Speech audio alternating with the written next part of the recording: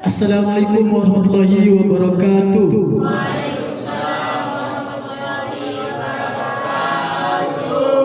Yang terhormat kepada narasumber kita hari ini, yang pertama Bapak Buyung MSI, dan yang terhormat kepada Bapak Rozeki MPD, dan tidak lupa pula kepada para tamu undangan dan audien pada hari ini.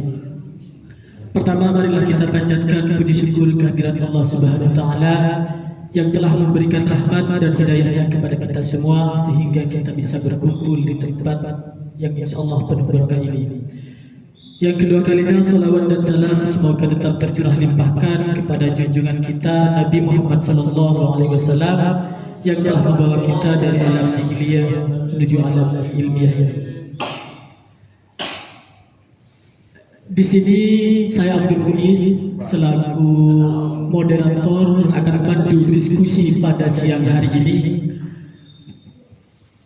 Tema yang diangkat siang hari ini yaitu adegan dewasa, bumbu penyedap atau nilai titik dalam belanga film dan sastra. Sebelum saya memberikan gambaran terhadap tema ini, saya ingin memperkenalkan terlebih dahulu narasumber kita hari ini. Yang pertama itu Bapak Buyung Pambudi MSI. Beliau selain dosen juga penulis dan mantan wartawan GTV. Boleh tepuk tangan terlebih dahulu.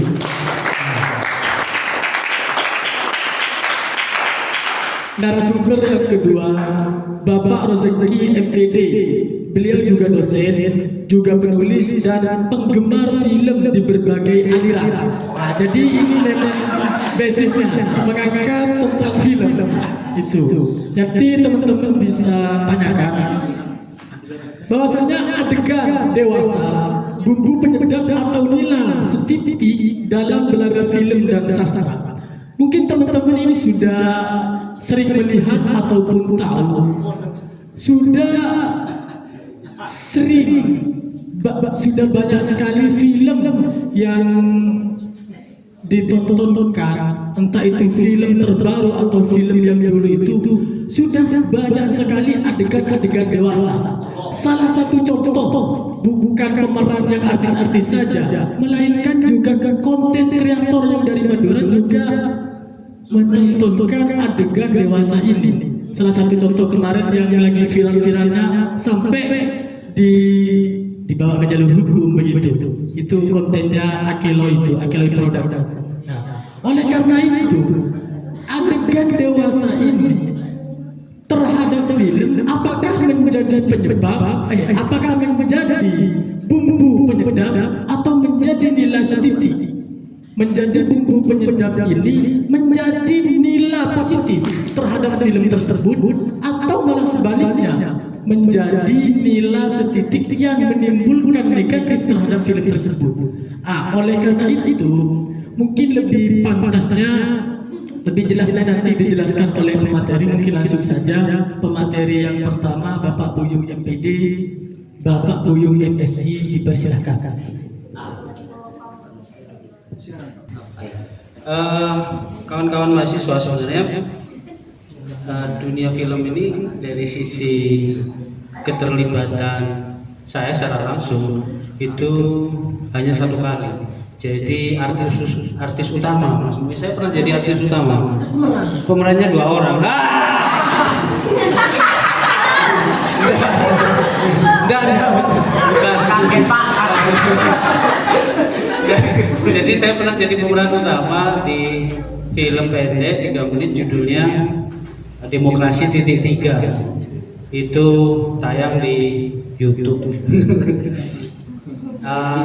Bangganya itu adalah lomba Agustusan yang diadakan oleh Bawaslu Jawa Timur dan kita meraih juara. Berapa Pak? Juara 1. Harapan juara.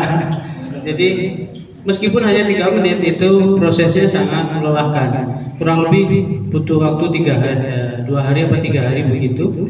Jadi saya sebagai pemeran utama capek. Syuting dari pagi sampai sore, terus besoknya syuting lagi hanya untuk 3 menit ya, durasi 3 menit. Capek. Dan tidak ada adegan syahwat ya. Apa namanya? Saya buat PowerPoint ya. Saya beri judul adegan syahwat siapa minat.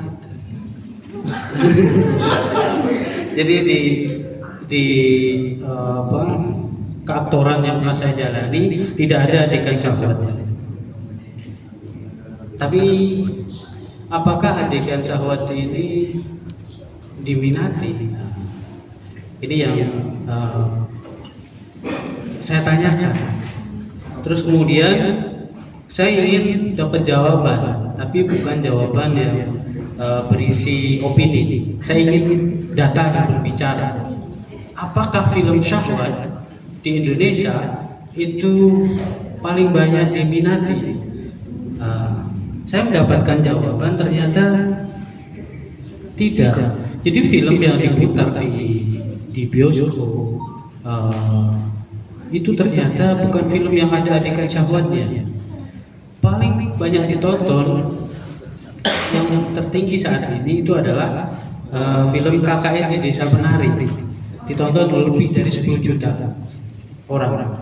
Terus kemudian yang kedua menyusul yang paling yang baru ini film komedi, judulnya adalah Agak Lain. Terus kemudian Warkop DKI Reborn bagian 1, Pengabdi Setan 2, Dilan 90, Miracle in Cell Number 7, Dilan 91, Sewudino, Laskar Pelangi, Habibie Ainun. Dari sekian film ini yang pernah saya tonton hanya satu, Laskar Pelangi. Jadi di urutan 9. Waktu itu saya bersama teman-teman wartawan Bangkalan memaksa mereka untuk nonton film Laskar Pelangi karena saya sudah baca novelnya. Wah, tuan, dulu saya ajak nyampe di bioskop semuanya tidur kecuali saya karena tidak ada adegan syahwat. Jadi ya bukan begitu, mungkin karena itu dianggap sebagai film yang untuk anak-anak remaja. Untuk orang tua mungkin tidak cocok. Orang tua cocoknya film siksa kubur. Iya, jadi mereka siksa kubur sehingga nggak sempat tidur karena mikir mau mati. Gitu. Jadi ternyata film yang ada adegan syahwatnya itu menurut saya kurang diminati. Beberapa film yang saat ini diputar itu sebenarnya jauh jika dibandingkan film-film dahulu ketika saya remaja.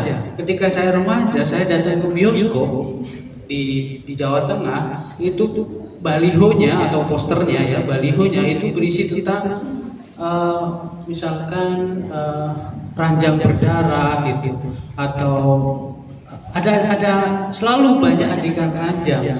Beberapa tokoh itu seperti Sally Marcelina dulu itu, siapa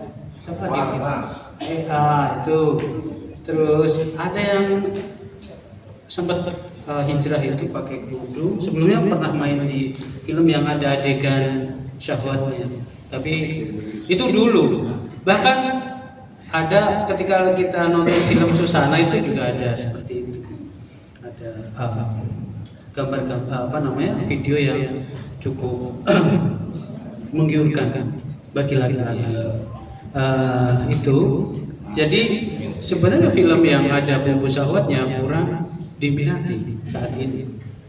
Apalagi kita kedatangan film dengan cara baru untuk menikmatinya. Jadi di perkembangan teknologi digital itu memungkinkan kita menikmati film tanpa harus ke bioskop.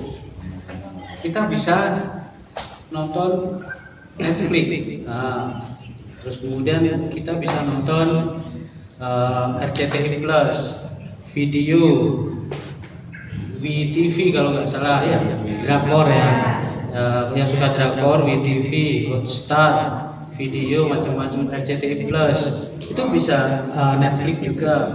Bahkan ada beberapa voucher Netflix itu dijual belikan secara daring ya. Terus kemudian cara-cara yang baru seperti ini dengan adanya perkembangan teknologi digital, menurut saya bagus bagi industri film ya. Untuk perkembangannya bagus. Bagi kawan-kawan yang ingin terjun di perfilman, peluangnya sangat besar. Apalagi ada selain yang berbayar, ada yang gratis, yakni YouTube. Kita bisa nonton di YouTube. Di Twitter sekarang memungkinkan mengunggah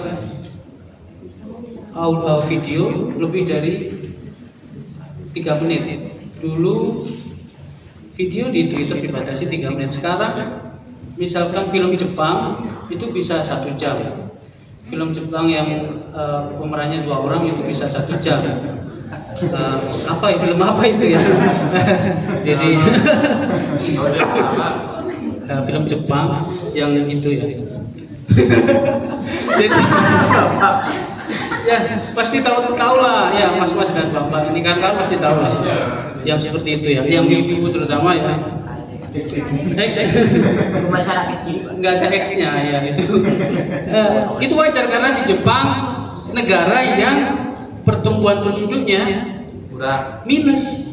Jadi salah satu negara di dunia yang pertumbuhan penduduknya mengalami penurunan adalah Jepang. Makanya diperbanyak film syahwat. Jadi film syahwat di bioskop, di platform berbayar itu cukup kurang diminati ya, karena banyak saluran lain untuk melihat adegan syahwat. Karena saya lihat di akhir loh itu adegannya menurut saya tidak sure, tetapi justru itu menyampaikan satu kegelisahan. Ya kadang ada kritik bahwa sebenarnya di hal itu sebenarnya ada ya, tapi coba diungkapkan ke publik kemudian menimbulkan tanggapan pro dan kontra. Tapi dari sisi isi filmnya saya tidak seberapa suka ya, tetapi karena saya melihat karena ada adegan rokokan, ada adegan yang menurut saya secara tontonan kurang, terus ada yang tidak nyambung macam-macam. Tetapi karena ini ditindak oleh polisi, ini kemudian menjadi viral. Setelah viral, maka yang menonton juga banyak. Jumlahnya lebih dari 1 juta penonton. Lebih ditonton lebih dari 1 juta kali. Itu saja prestasinya menurut saya. Tapi kalau dari isi tidak ada yang adegan syahwatnya tidak ada, jadi tidak bisa dikategorikan sebagai pornografi. Tidak bisa. Nah, yang benar-benar porno aksi sebenarnya itu adalah aplikasi-aplikasi yang bisa mempertontonkan secara langsung adegan syur, dan itu banyak aplikasi itu.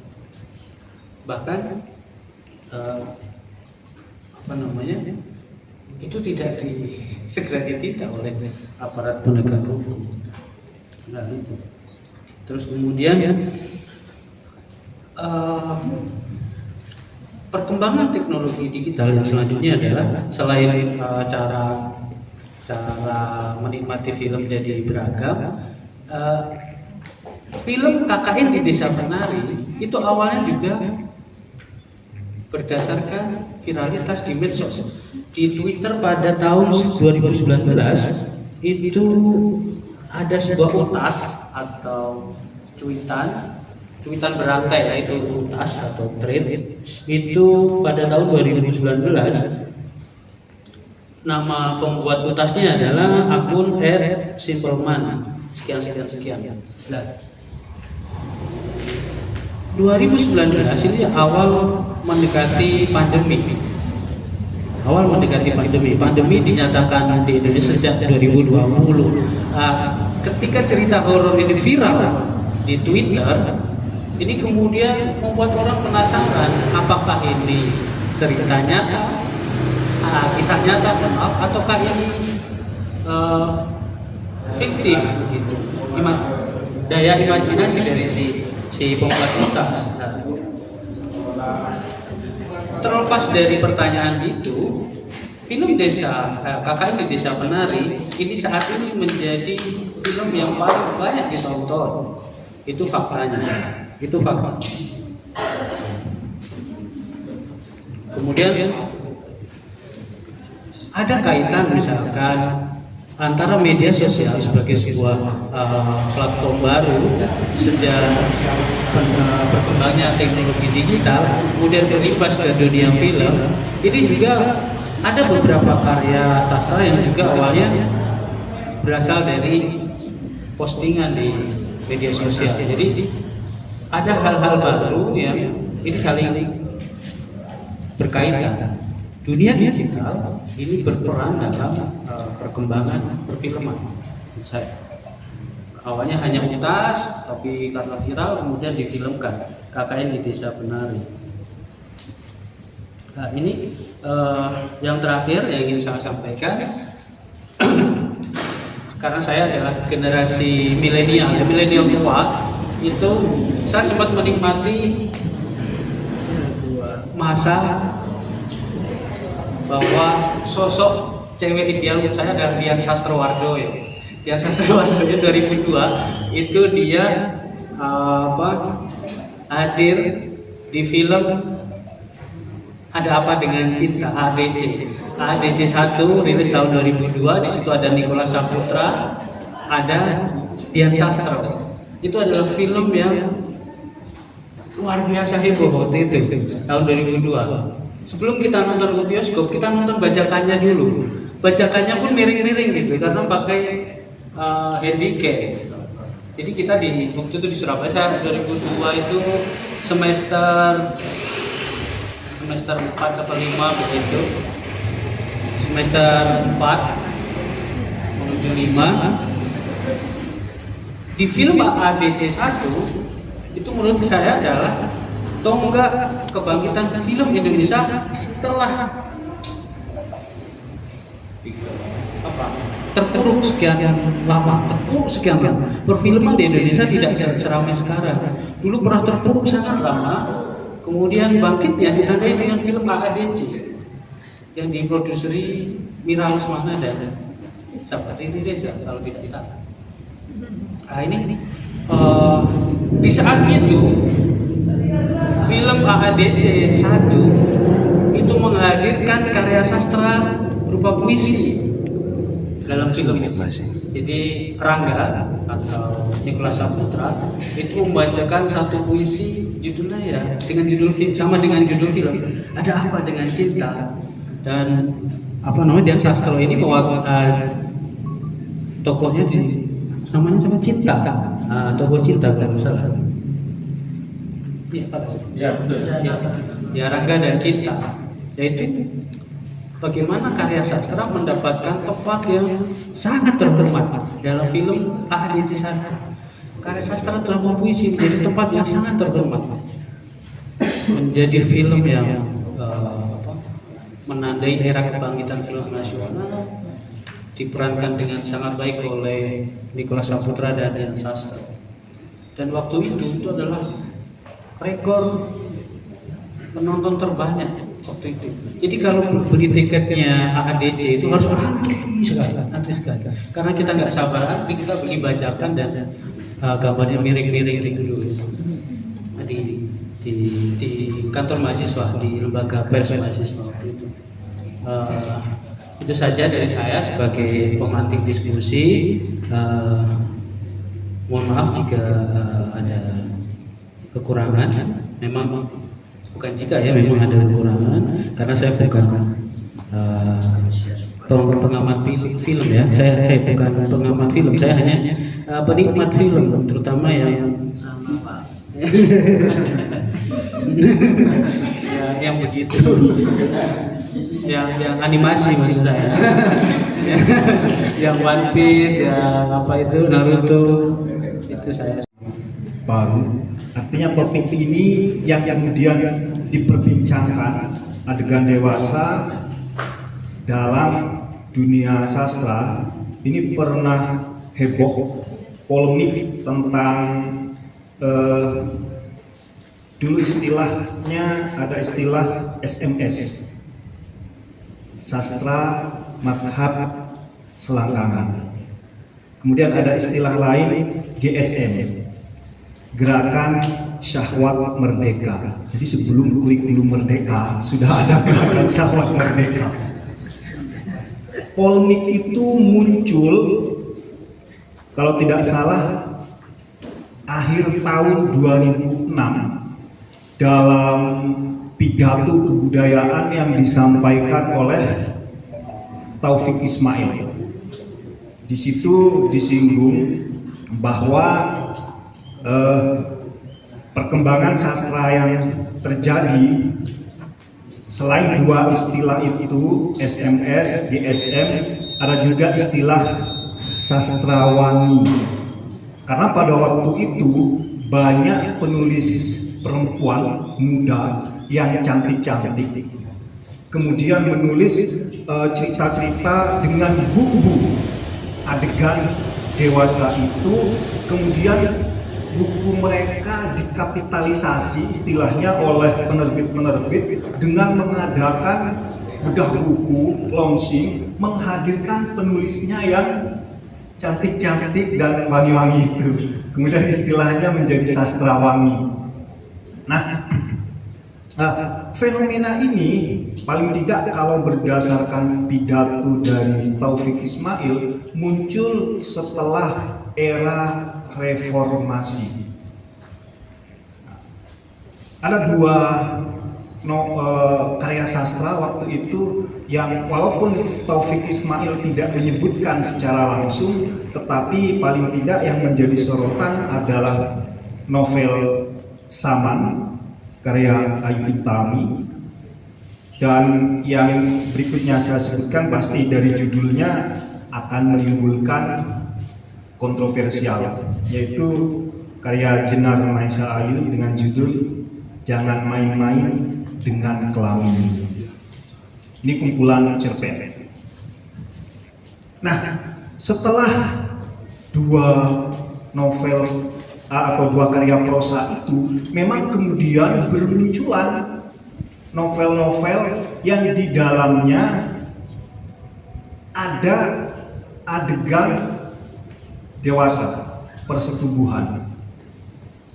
Katakanlah misalnya tahun 2002 ada Tuhan izinkan aku menjadi pelacur. Kemudian tahun 2003 ada 2003 ya yang Tuhan izinkan jadi pelacur. Ada 2002 itu ada Cantik Itu Luka karya Eka Kurniawan. Kemudian novel-novel setelah itu ini muncul dalam novel arus utama atau mainstream. Dulu adegan-adegan dewasa itu hanya muncul paling banyak dalam novel-novel yang disebut dengan istilah roman picisan. Katakanlah Freddy S, kemudian Annie Arrow. Itu novel-novel yang memang yang dijual ya adegan itunya. Cerita menjadi hal yang bukan utama, yang utama adalah adegan dewasanya. Nah, kemudian dalam sebuah artikel saya membaca fenomena yang muncul itu, kemudian adegan dewasa masuk ke novel-novel arus utama, itu seperti seolah-olah sesuatu, anggaplah naik kelas. Awalnya adegan-adegan itu ada dalam karya-karya yang ecek-ecek, kemudian naik kelas kepada novel mainstream, novel arus utama. Walaupun tentu saja porsinya kalau di persentase ya porsinya tentu saja tidak terlalu banyak. Tetapi dalam novel-novel yang saya sebutkan tadi jelas ada adegan itu, adegan dewasa itu. Nah, yang menjadi pertanyaan selanjutnya adalah apakah adegan dewasa seperti yang dijadikan topik itu hanya sekedar bumbu penyedap agar menarik minat dari pembaca.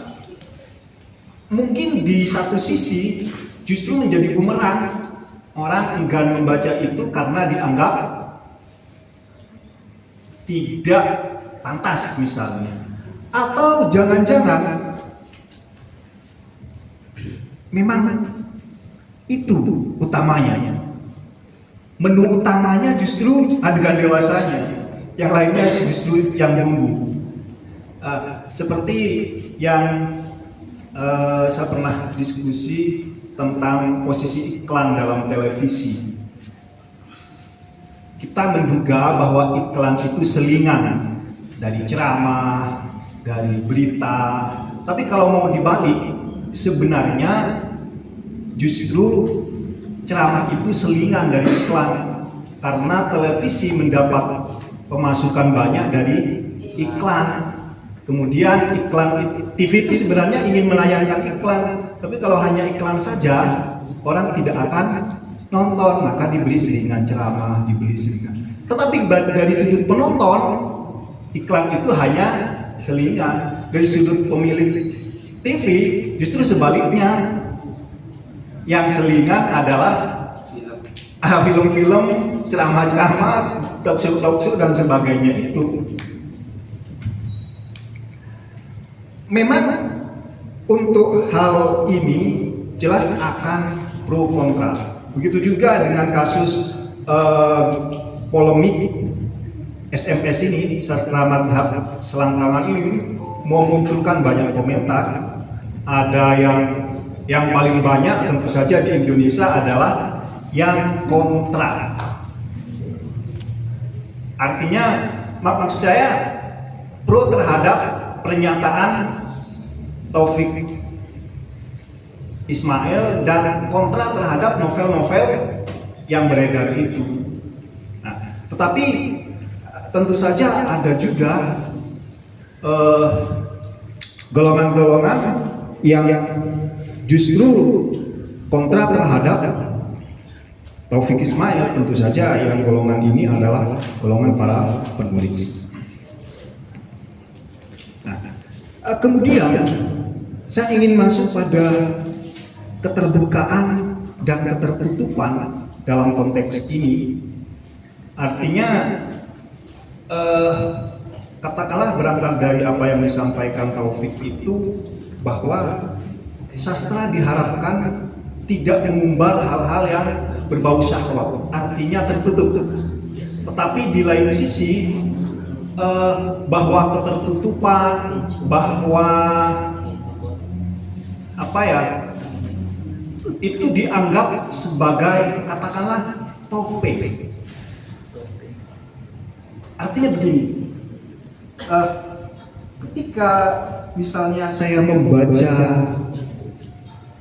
Tuhan izinkan aku menjadi pelacur, ketika saya membaca itu, saya tiba-tiba seolah-olah, oh ternyata dunia kampus, ini kasusnya kan di Yogyakarta, oh ternyata dunia kampus seperti itu, oh ternyata mahasiswa seperti itu. Jangan-jangan novel-novel itu memunculkan adegan itu memang untuk menyadarkan dari kita seringkali naif terhadap peristiwa-peristiwa yang ada di sekeliling kita. Kita cenderung menyembunyikan hal-hal semacam itu, tidak ingin orang lain mengetahui.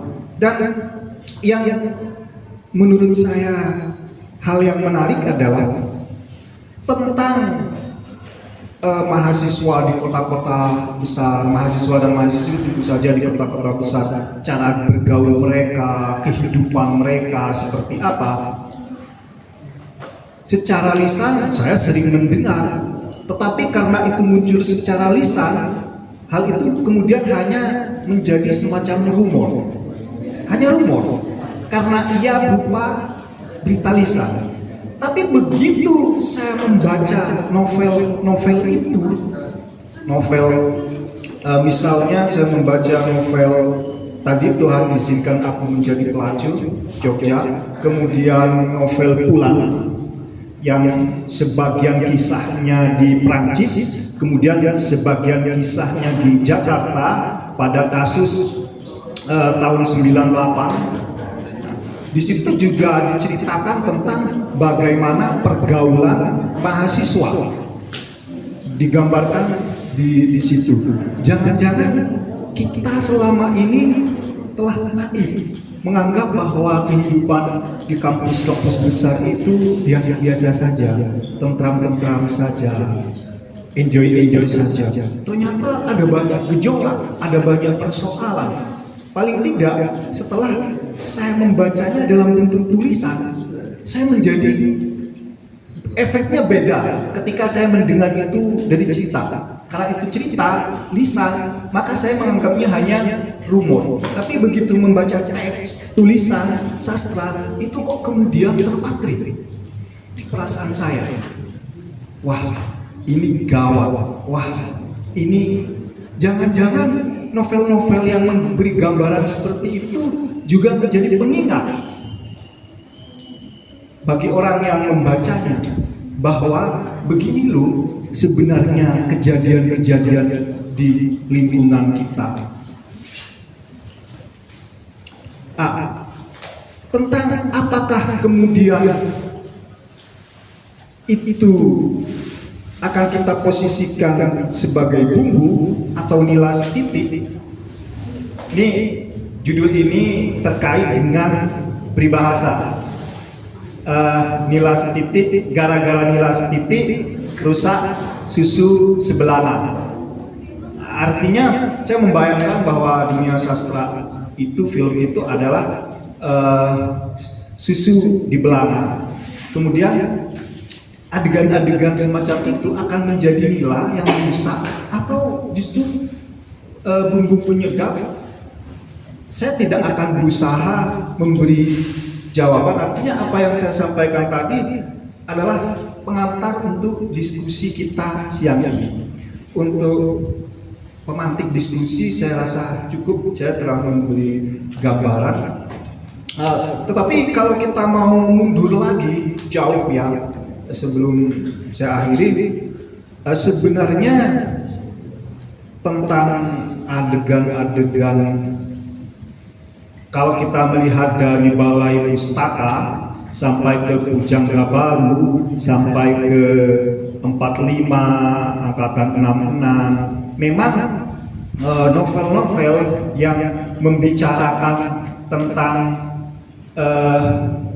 kalau istilahnya SMS ini, sastra madhab selangkangan atau gerakan syahwat merdeka ini tidak begitu kuat.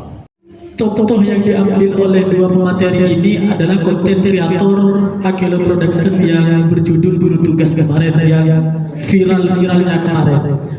Tadi pemateri yang pertama ini mengatakan polisi ini keliru menendang Akelo, kan begitu tadi menjelaskan seperti itu. Jadi mungkin Bapak bisa menjelaskan di film Akelo itu yang sampai yang sampai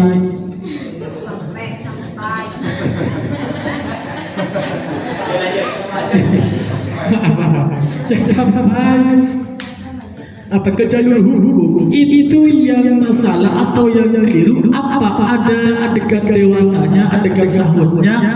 Apa judulnya? Judul filmnya itu yang masalah, yang keliru itu.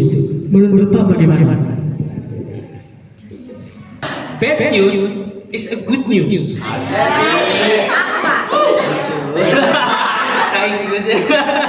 Jadi bad news is a good news. Jadi ketika film Guru Tugas itu dihujat, pro kontra, it's a good news bagi pemiliknya. Semakin viral, semakin banyak yang nonton, semakin banyak. Kecuali kemudian itu di-report sebagai adegan yang misalkan merusak, pornografi. Jadi di medsos itu, di YouTube itu kita bisa merepot satu tayangan ke YouTube ya, kita repot ini sebagai tindakan misalkan kekerasan, pornografi, tidak pantas, macam-macam. Kalau hanya sekedar di komen, jangan-jangan itu temannya sendiri nyuruh komen yang jelek ya, gitu. Itu bagian dari strategi marketing. Itu juga saat pilpres kemarin, nah mirip-mirip itu. Jadi sebenarnya semakin dihujat, apalagi tidak dilaporkan sebagai sebuah konten yang berbahaya atau pornografi, dan di situ tidak ada pornografinya, ya tidak ada. Ya, menurut saya ya dengan ditangkapnya siapa itu pembuat konten itu justru semakin menaikkan ada istilahnya Streisand efek. Saya kurang tahu cara bahasanya, tapi publik akan semakin penasaran dengan yang mana sih gitu, kok sampai ditangkap. Nah itu semakin penasaran, semakin ingin nonton. Nah, bagian manakah yang ada adegan surnya gitu ya, itu menurut saya. Terus kemudian ada kaitannya juga di rata-rata konten porno yang mudah diakses itu ada itu website judi online. Jadi tidak salah ketika candu terhadap syahwat ya diimbangi dengan judi online, sudah itu kombinasi yang cukup menarik, karena judi online itu juga omsetnya triliunan. Kemudian apa namanya, adegan-adegan syahwat mudah sekali diakses, kemudian disusupi judi online. Itu kombinasi yang mantap. Itu saja dari saya. Itu saja dari tadi, itu saja. Ya gitu Mas Muiz. Silakan. Terima kasih. Mungkin dari audiens ada yang ingin bertanya, karena memang pemateri ini kan dari tadi tidak berani untuk menjelaskan apakah adegan dewasa ini menjadi bumbu penyedap atau dilas titik. Coba kita lihat juga misalnya film Marlina, si pembunuh 4 babak. Marlina yang diimbangi oleh Marsha Timothy itu juga ada adegan ranjang, tapi kemudian berakhir sadis ketika Marlina membunuh laki-laki yang membunuh suaminya itu dengan parang atau senjata khas daerah Indonesia Timur. Jadi kita kadang gagal melihat pesan itu secara utuh, kita hanya fokus ke itu. Adegan dewasa itu muncul dalam film, itu pasti ada cerita utuh yang ingin disampaikan oleh si sutradara. Ini yang kita luput dari perhatian. Kita hanya fokus ke itu. Seandainya kita ingin menikmati itu ya, tetapi kalau di peristiwa yang akhir ini saya justru melihat dari sisi lainnya saja, bahwa ini adalah baik untuk dari sisi marketing, artinya semakin dibincangkan, semakin orang penasaran ingin. Jadi kalau kita ingin banyak, misalkan komunitas masyarakat lumpur ingin punya banyak penonton, ya YouTube-nya itu banyak ditonton, ya buatlah kontroversi, kemudian viral, orang mulai bertanya-tanya, penasaran begitu. Itu kalau strateginya adalah viralitas. Tapi apakah viralitas itu baik atau buruk, ya itu menjadi hal lain. Apa yang dilakukan oleh komunitas masyarakat lumpur dengan subscriber itu ya digulung dikit demi sedikit, ya, penonton juga sedikit demi sedikit. Nah itu butuh kerja keras. Kemudian kalau kita hanya mengandalkan kontroversi, ya apa bedanya kita dengan artis-artis ibu kota yang kalau tidak kontroversial maka tidak laku, misalkan. Kalau tidak membuat heboh maka sepi undangan, sepi wawancara begitu. Jadi kadang satu sisi secara finansial baik, tapi apakah itu yang kita cari begitu? Apakah viralitas itu yang kita cari dalam berkarya begitu? Atau ada hal yang lain? Jadi Jadi itu Mas Sofi. Jadi adegan dewasa dalam film itu sebenarnya kalau dilihat secara utuh ya, maksudnya bukan film yang isinya tentang Jepang tadi itu ya. Kalau Jepang itu memang murni dari awal sampai akhir isinya begituan karena tujuannya meningkatkan pertumbuhan penduduk di Jepang gitu. Tapi yang mau konsumsi ya takut. Jadi pesan yang disampaikan itu yang perlu kita tangkap dalam film.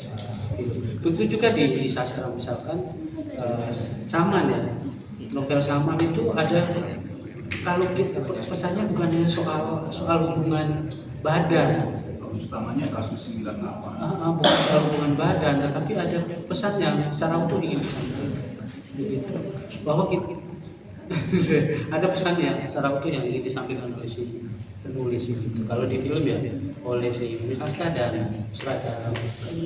Itu saja dari saya. Itu saja dari tadi. Saya ulang lagi. Silakan Pak Ros. Baik. Saya rasa kurang lebih sama ya seperti yang disampaikan Pak Buyung, bahwa dalam banyak kasus adegan dewasa itu masuk ke film atau ke sastra, salah satunya strategi marketing memang. Ketika tren seperti itu banyak diminati, maka kemudian diproduksi. Sebenarnya kalau kita berbicara sastra tahun 2000-an, itu memang ada dua arus karena pada tahun itu juga mulai muncul novel seperti Ayat-ayat Cinta, itu kan tahun-tahun itu, Perempuan Berkalung Surban. Artinya di satu sisi novel yang berbicara tentang keislaman, yang tokoh-tokohnya sangat-sangat menjaga murni, suci. Di arus yang berbeda itu karya-karya sastra yang justru membuka kebobrokan banyak hal, sistem sosial, politik, kekuasaan, juga di dalamnya ada hubungan-hubungan. Walaupun di semua novel yang saya baca itu yang tadi saya ceritakan, memang adegan dewasa itu tidak menjadi alur utama dari pengisahan, walaupun juga tidak sekedar tempelan. Ia tetap memiliki hubungan yang menjadi satu kesatuan. Jadi bukan tempelan, tetapi persoalan yang dikemukakan kemudian kompleks. Jadi dari topik ini, sebenarnya topik ini ingin menawarkan kepada kalian, silahkan kalian akan menganggapnya sebagai bumbu saja, yang kalau tidak ada itunya tidak enak kan, hambar rasanya. Atau mungkin untuk arus yang lain, hal yang semacam itu akan dianggap sebagai sesuatu yang merusak, sesuatu yang mengganggu. Bahkan mungkin, novel ini padahal bagus, tapi saya ini kalau mau diajarkan ke anak saya, kalau diajarkan ke adik saya atau ke siswa saya, kok saya ragu ya, karena ada adegan itunya. Kan mungkin saja, misalnya kamu guru, baca novel, wah ini penting sebenarnya tentang sejarah Indonesia, tapi kok saya ragu, karena di dalamnya ada mungkin, apalagi saya mengajar di pedesaan misalnya. Oke, sebagai guru tugas saya menjelaskan, tapi akan diterimakan penjelasan saya tentang itu? Kan juga menjadi persoalan akhirnya. Ketika kasusnya seperti itu, maka no. Padahal saya tidak bertanya. Hal itu kemudian secara otomatis akan menjadi nilai setitik itu. Jadi terkait apa yang disampaikan, sebenarnya kami memang judulnya saja mancing sastra, kami memang tidak memposisikan apakah menganggap itu sebagai bumbu atau apakah menganggap itu sebagai nilai setitik. Kami hanya ingin menyampaikan persoalan-persoalan terkait itu, mari kita diskusikan, dan setelah diskusi ini barangkali harapan kami ya kita bisa sama-sama, ternyata memang tidak sesederhana apakah kita setuju atau tidak setuju. Sementara seperti itu. Nanti kalau ada sesuatu yang lain akan saya atau kami sambung. Silakan kembalikan. Ya, terima kasih. Mungkin ada yang lain dari Oden. Itu Mas Sofi. Anda belum berkreasi tapi minta dibatasi. Nah, ini persoalan. Jadi sebenarnya kreativitas tanpa batas.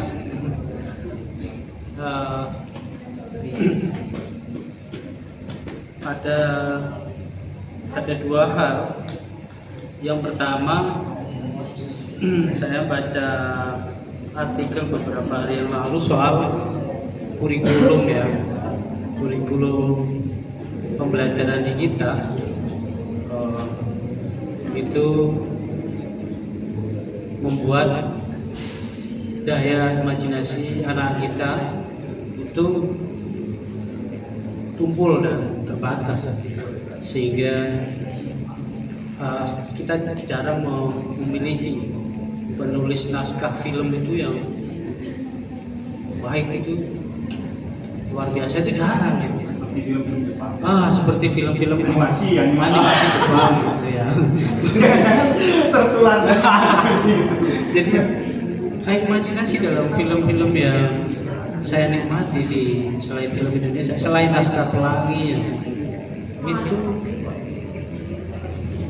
apa ya, tumpul, tidak ada yang menggigit gitu. Tidak ada sesuatu yang di luar dari apa yang kita pikirkan selama ini begitu. Jadi mendesak untuk diperbaiki. Terus yang selanjutnya soal kreativitas lagi. Ini kita sedang berhadapan dengan RUU penyiaran yang ramai diperbincangkan oleh warganet, juga pegiat jurnalisme. Jadi beberapa waktu yang lalu pemerintah mengajukan RUU penyiaran yang salah satu isinya adalah setiap konten kreator harus melaporkan karyanya ke pemerintah. Nah, ini masa orde baru, pemerintah memiliki kekuatan yang besar untuk mengekang kreativitas. Kemudian diprotes, digulingkan, muncullah era reformasi. Bagaimana kreativitas itu dibolehkan, diberi saluran yang layak. Nah, sekarang di akhir pemerintahan Jokowi itu ada RUU yang berusaha mengekang kreativitas. Nah, ini akhirnya DPR menunda pembahasan hal itu. RUU dari pemerintah kemudian dibahas DPR, DPR menunda pembahasan RUU penyiaran yang menuai pro kontra di kita saat ini, baik itu terutama di warganet ya. Jadi perbincangan secara daring ya, terutama karena saya menikmati Twitter ya, di Twitter RUU penyiaran itu juga dibahas cukup ramai begitu. Jadi Mas Samsul, saya melihat bahwa kita belum berkreasi tapi sudah membatasi diri gitu. Jadi itu menjadi persoalan. Artinya kalau proses kreatif itu sebaiknya kita membebaskan diri kita dari belenggu, dari dogma. Maksud saya, kita coba sekreatif mungkin membuat ide-ide yang di luar yang mainstream begitu. Baru kemudian kita bicara yang bicara batasan atau enggak, biarlah orang lain yang bicara itu. Misalnya ya lembaga yang berwenang misalnya, biarlah hal itu. Artinya kita eksplorasi diri seoptimal mungkin, baru kemudian kita bicara batasan itu, biar orang lain yang membatasi, karena itu tugas orang lain. Kalau kita yang membatasi, maka sebaiknya Anda masuk di lembaga sensor film, di LSF itu, atau jadi anggota komisi penyiaran KPI, yang di sini di tingkat daerah itu adanya di provinsi. Anda bisa masuk ke komisioner di KPI, di Komisi Penyiaran Indonesia daerah Jawa Timur.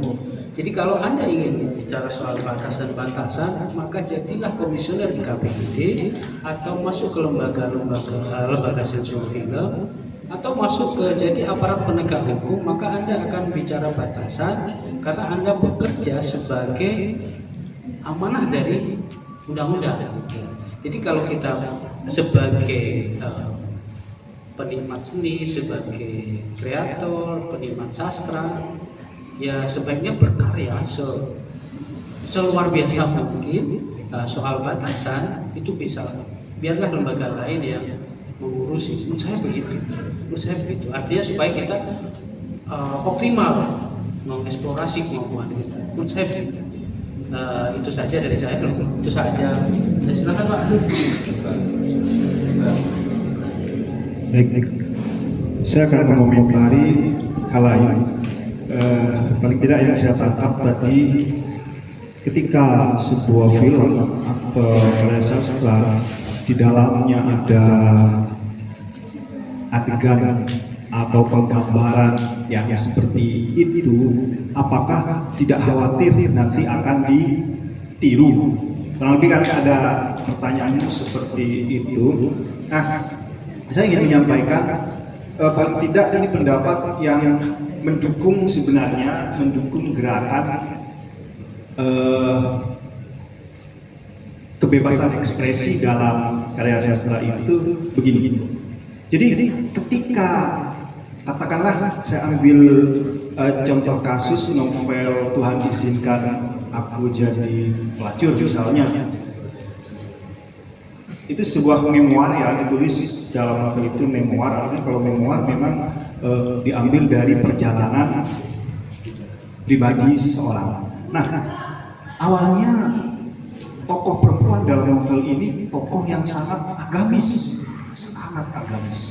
bahkan cenderung kaku dalam menerapkan kegiatan-kegiatan keagamaan. Tapi kemudian ketika dibutuhkan pada suatu persoalan, kemudian dia mengalami berulang kali kekecewaan, akhirnya berubah, bergeser. Dan ada banyak penggambaran tentang orang-orang yang munafik di sekitarnya, ya teman-teman mahasiswanya, ya dosennya, yang juga dalam novel itu diceritakan ada salah satu dosennya yang menjadi bukan penikmat yang menjual apa? Oh, mucikari. Nah, gambaran-gambaran seperti itu jelas, tidak bertujuan untuk agar orang meniru, jelas tidak. Tetapi justru sebaliknya, agar orang tahu bahwa ada peristiwa-peristiwa seperti ini, dan agar lebih berhati-hati bahwa itu terjadi, bahwa itu ada, bahwa itu bisa menimpa siapapun. Justru seperti itu, karena menghindari sesuatu yang buruk itu lebih mungkin kita lakukan daripada meniru sesuatu yang sangat baik. Kalau kamu melihat seseorang sangat alim, baik, untuk bisa jadi seperti orang itu, kamu akan butuh waktu. Tapi misalnya ada orang yang melakukan keburukan, kejahatan, untuk kamu menghindar, saya jangan sampai seperti itu, barangkali lebih mudah daripada kamu harus menjadi orang yang baik tadi itu. Paling tidak itu salah satu argumen yang sering diutarakan oleh yang mendukung gerakan-gerakan kebebasan ekspresif, termasuk kebebasan dalam mengemukakan hal-hal yang bersifat vulgar dan mengumbar syahwat seperti itu. Itu tambahan dari saya. Saya kembalikan ke moderator. Ya, terima kasih untuk materi. Mungkin ada yang lain? Ya, silakan.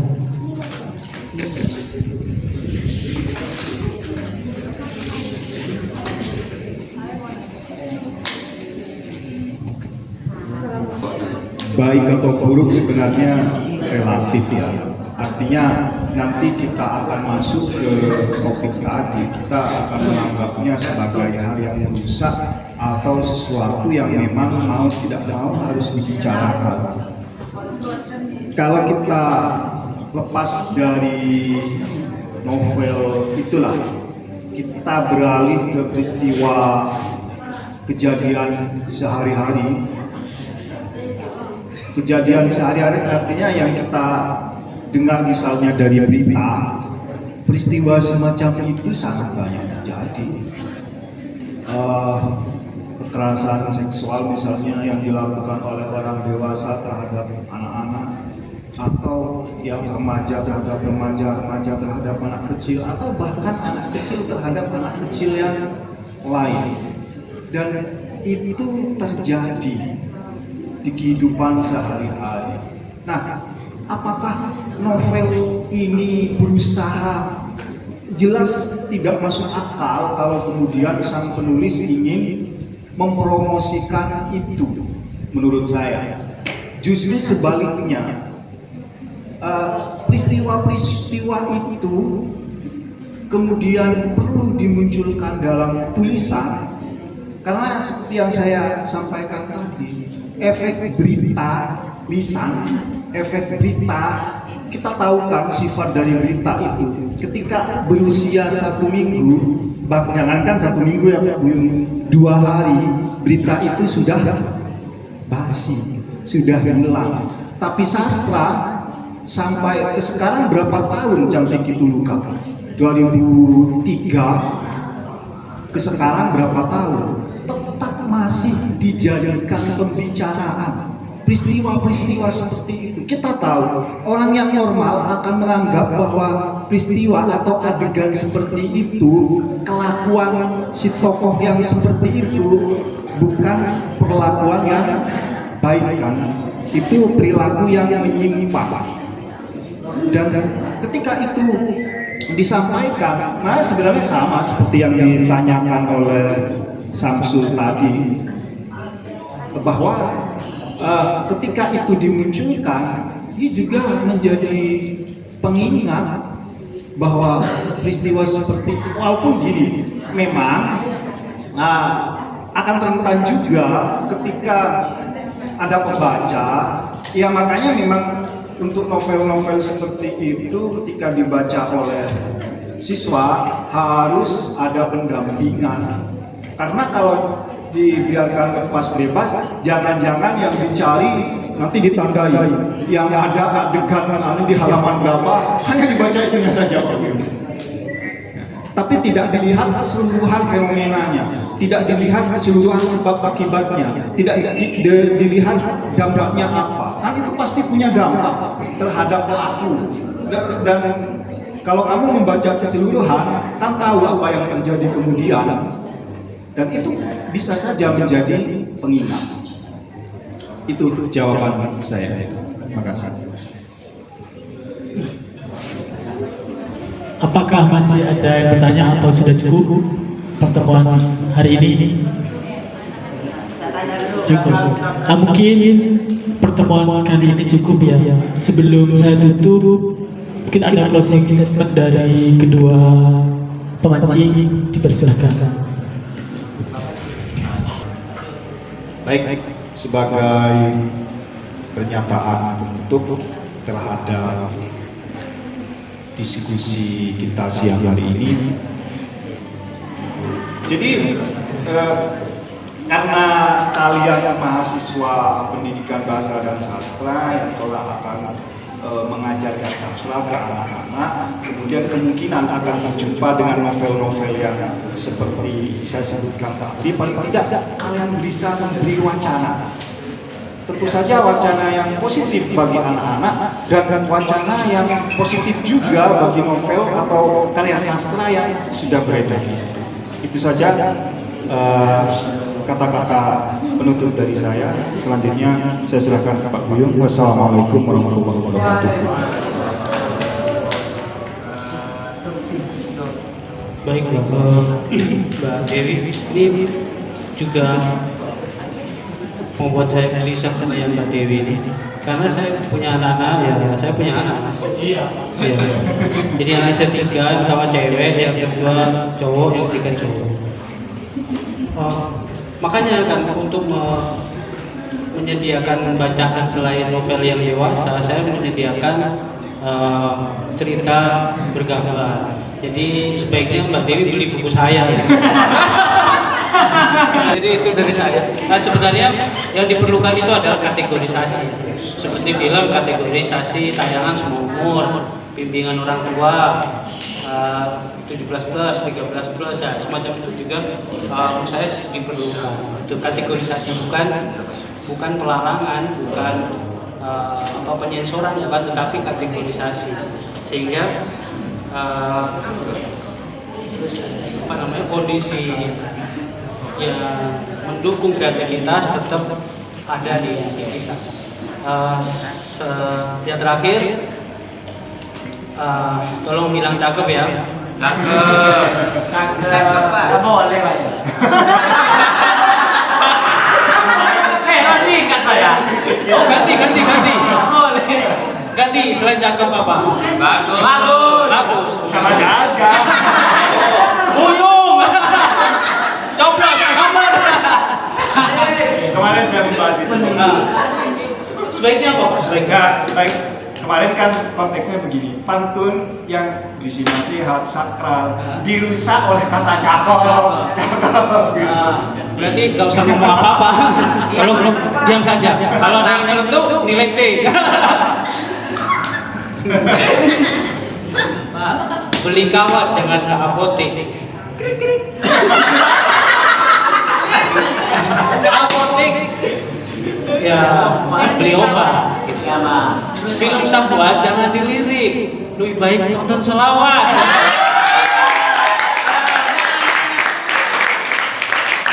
Terima kasih. Assalamualaikum warahmatullahi wabarakatuh. Terima kasih untuk materi kedua. Boleh tepuk tangan dulu. Mungkin pertemuan hari ini cukup sampai di sini. Saya selaku moderator mohon maaf jika ada kata-kata yang salah. Wassalamualaikum warahmatullahi wabarakatuh.